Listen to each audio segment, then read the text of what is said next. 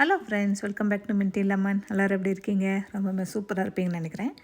இன்றைக்கி நம்ம என்ன செய்ய போகிறோம்னா இட்லி பொடி செய்ய போகிறோம். அதுக்கு துவரம்பருப்பு அரை கப்பு, உளுத்தம்பருப்பு அதுவும் ஒரு அரை கப்பு, சேம் அளவு ரெண்டும் எடுத்துக்கலாம். அதுக்கப்புறம் பார்த்திங்கன்னா இதுக்கு இன்றைக்கி ஸ்பெஷலாக சேர்க்க போகிறது என்னென்ன பார்த்திங்கன்னா ஃப்ளாக்ஸீடு வச்சு தான் இன்றைக்கி இதை செய்ய போகிறோம். இட்லி பொடி நிறையா வெரைட்டியாக செய்யலாம். கொள்ளு சேர்த்து பண்ணலாம், எள்ளு சேர்த்து பண்ணலாம்.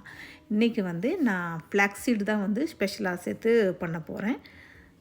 ஸோ அதனால் ஃப்ளாக்ஸீடு அதுவும் ஒரு அரை கப் எடுத்துக்கலாம். ஸோ இப்போ இது எல்லாத்தையும் தனித்தனியாக நல்லா கோல்டன் ப்ரௌனாக வறுத்து எடுத்துக்கணும்.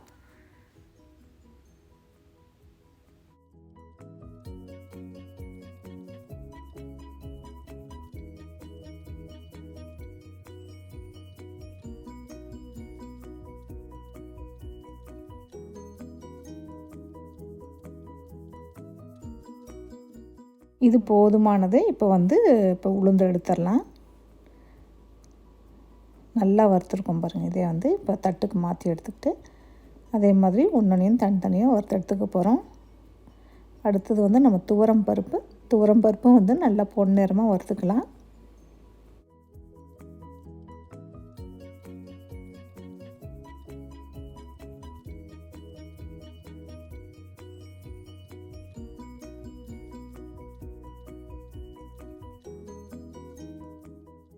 போதும். இப்போ பருப்பையும் எடுத்துடலாம்.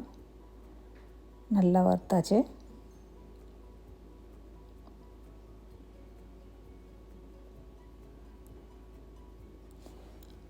அடுத்தது இதில் நான் தேவையான அளவு மிளகாய் சேர்த்துக்க போகிறேன். 10 மிளகாய் எடுத்து வச்சுக்கிறேன்.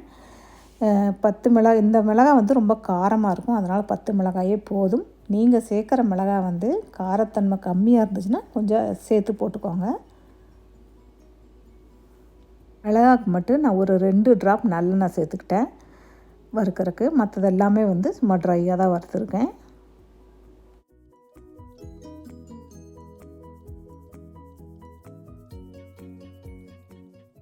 இப்போ நான் அரிசி சேர்த்துக்க போகிறேன். அரிசி நீங்கள் பருப்பு எந்த அளவு எடுத்தீங்களோ அதில் பகுதி அளவு எடுத்தால் போதுமானது.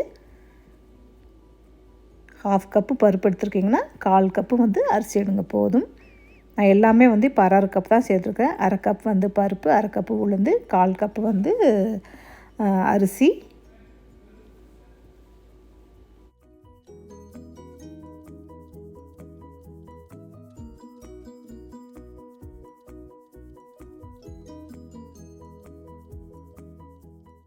ஸோ இப்போ நம்ம ஃப்ளாக்ஸீட் சேர்த்துக்க போகிறோம். பாத்திரம் நல்லா சூடாக இருக்குது. ஸோ ஃப்ளாக்ஸீட் சீக்கிரமாகவே வறுபட்டுரும்.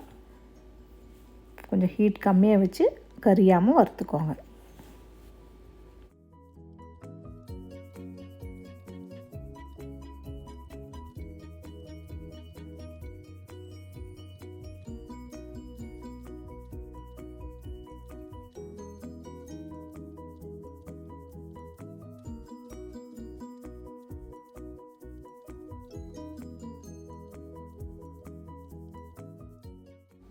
இது நல்லா படப்படன்னு பொரியும்.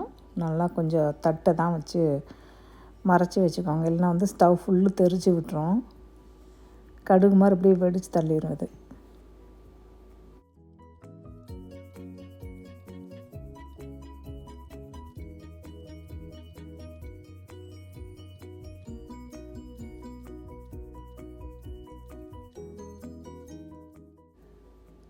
ஸோ ஃப்ளாக்ஸீடும் நல்லா வறுபட்டுருச்சு. ஸோ இப்போ இதையும் தட்டுக்கு மாற்றிக்கலாம்.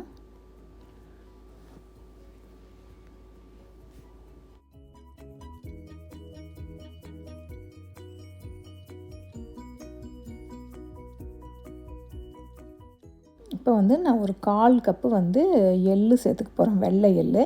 இது ஆப்ஷன் தான். உங்களுக்கு வேணுன்னா சேர்த்துக்கலாம், இல்லைனா வேண்டாம். எனக்கு இந்த வாசனை, எனக்கு எள்ளு வாசனை ரொம்ப பிடிக்கும் இட்லி பொடியில் சேர்க்குறப்ப. அதனால் நான் சேர்த்துக்கிறேன்.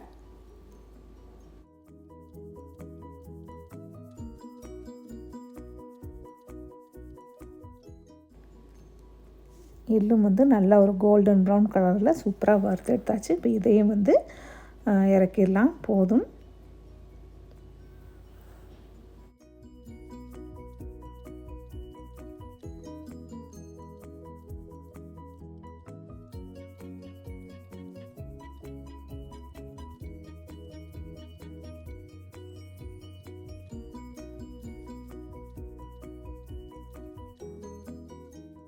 இப்போ இட்லி பொடிக்கு எல்லாத்தையும் வறுத்துட்டோம்.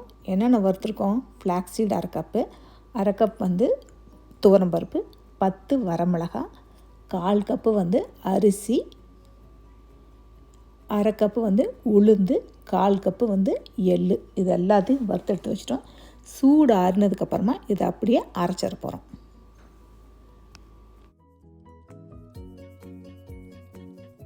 இதோட வந்து இன்னும் 2 முக்கியமான ஐட்டம் சேர்க்கணும். உப்பு, அப்புறம் பார்த்திங்கன்னா பெருங்காயப்பொடி. ஸோ இது ஒரு ஓட்டு ஓட்டிட்டு அப்புறம் அதையும் சேர்த்துக்கலாம்.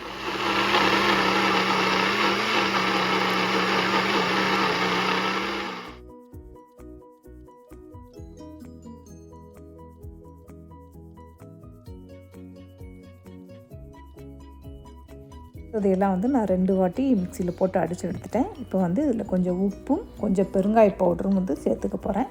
சேர்த்துட்டு எல்லாத்தையும் ஒன்றா போட்டு ஒரு வாட்டி அரைச்சிடலாம்.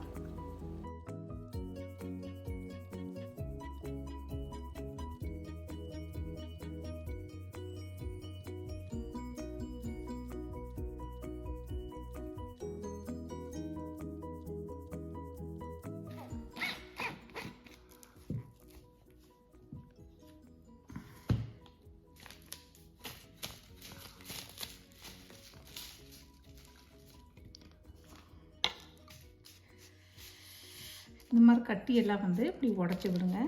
இதே இப்படி வறுத்துனா வந்து நம்ம இந்த ஃப்ளாக்ஸ் சீட் சேர்த்துருக்கோம் இல்லையா, ரொம்ப அரைச்சோம்னா வந்து ஒரு மாதிரி அதில் இருக்கிற ஆயிலில் வெளியே வந்துடும். ஸோ அப்படி நல்லா உடச்சி விட்டு நல்லா இப்படி ஆற வச்சு அதுக்கப்புறம் நீ பாக்ஸில் ஸ்டோர் பண்ணிக்கலாம். ஒன்றாகாது. இது வந்து நான் ஒரு மாதத்துக்கு தான் யூஸ் பண்ணுவேன். ஸோ எவ்ரி அதர் மந்த் வந்து நான் இட்லி பொடி அரைச்சிக்குவேன். சாம்பார் தூள் மாதிரி வந்து ஒரு 6 மந்த்துக்கெல்லாம் அதை அரைச்சி வச்சுக்கக்கூடாது. பட் அட்லீஸ்ட் வந்து ஒரு 2-3 மந்த் வரைக்கும் வச்சுக்கலாம். அதுக்கப்புறம் வந்து நீங்கள் மீண்டும் ஃப்ரெஷ்ஷாக அரைச்சிட்டா தான் நல்லாயிருக்கும்.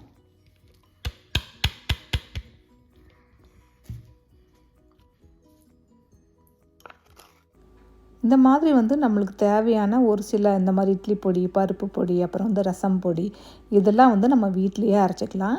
ஒரு பெரிய விஷயம்லாம் கிடையாது. நம்ம மிக்ஸி ஜாரே போதுமானது. அடிக்கடி அரைச்சி வச்சுக்கலாம். 1 மாதம் இல்லை 2 மாதத்துக்கு ஒருக்கா வந்து நம்ம அரைச்சி வச்சுக்கலாம். அட்லீஸ்ட் வந்து நம்மளுக்கு அதில் என்னென்னலாம் சேர்க்குறோங்கிறது நம்மளுக்கு தெரியும். ஸோ கொஞ்சம் பயம் இல்லாமல் சாப்பிட்லாம்.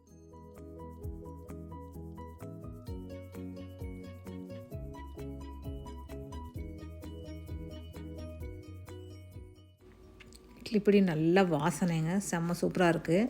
டேஸ்ட் பண்ணி பார்த்தேன். நல்லா உப்பு, காரம் எல்லாமே பர்ஃபெக்டாக இருக்குது.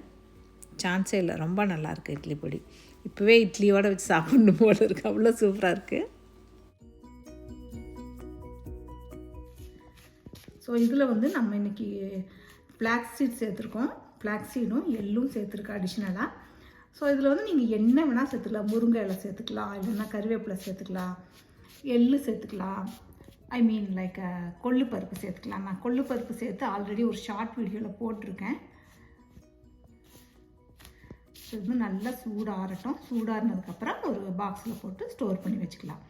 இதே மாதிரி இந்த ரெசிபி நீங்களும் வீட்டில் ட்ரை பண்ணி பாருங்கள். வீட்டில் ட்ரை பண்ணி பார்த்துட்டு உங்களுக்கு இந்த ரெசிபி பிடிச்சிருந்துச்சுன்னா லைக் பண்ணுங்கள், ஷேர் பண்ணுங்கள். மறக்காமல் மின்ட்டி லெமன் சேனலுக்கு சப்ஸ்கிரைப் பண்ணிக்கோங்க. தேங்க்யூ.